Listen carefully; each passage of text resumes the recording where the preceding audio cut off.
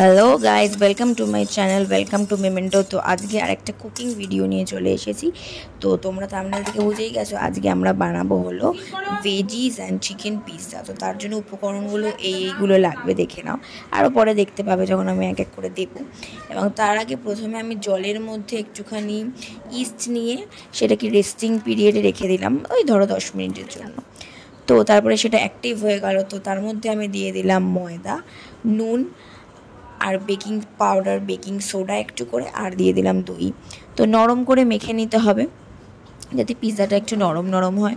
তার উপরে দিয়ে দিলাম একটুখানি সাদা তেল এবং সেটাকে একটু ভালো করে ময়দার গায়ে লাগিয়ে সেটাকেও একটু রেস্টিং পিরিয়ডে রেখে দিলাম।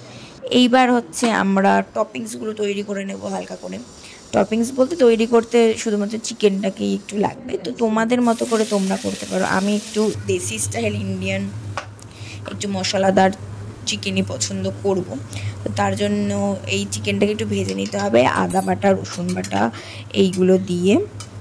আর তোমরা তোমাদের পছন্দ মতো মশলা, আমি এখানে দিয়ে দেব হলো লঙ্কার গুঁড়ো, জিরে গুঁড়ো, ধনে গুঁড়ো, নুন, যেগুলো ইউজুয়াল আমাদের ইন্ডিয়ান মশলা সেগুলো দিয়ে দেবো।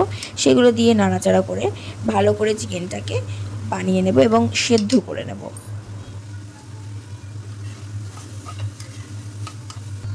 তো তোমরা চাইলে এরকম আমার মতো একটু সয়া সস, একটু ভিনেগার ইউজ করতে পারো, তাতে একটুখানি ট্যাঙ্গি ফ্লেভার আসবে, যেটা আমার খুব ভালো লাগে।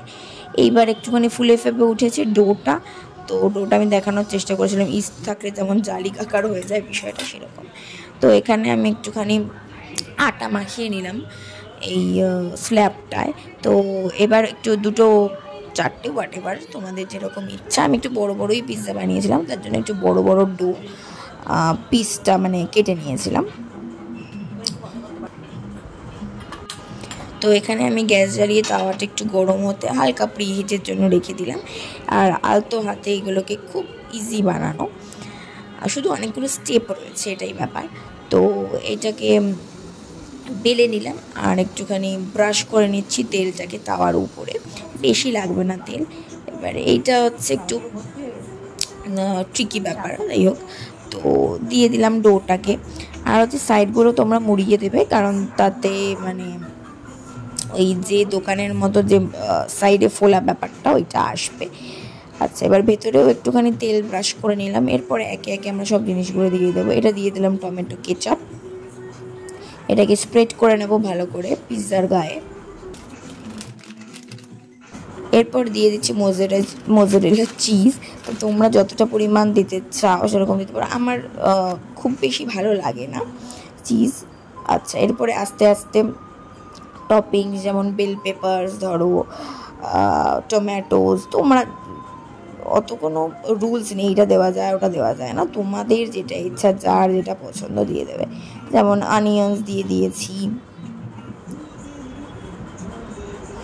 আমি একটু সুইট কর্ন দিয়ে দিয়েছি। আচ্ছা, এবার হচ্ছে আসল ইনগ্রিডিয়েন্ট আমাদের হচ্ছে চিকেন, সেটাও দিয়ে দিলাম চারিদিকে ছড়িয়ে। এরপরে হালকা করে আবার দিয়ে দিলাম মোজারেলা চিজ ছড়িয়ে।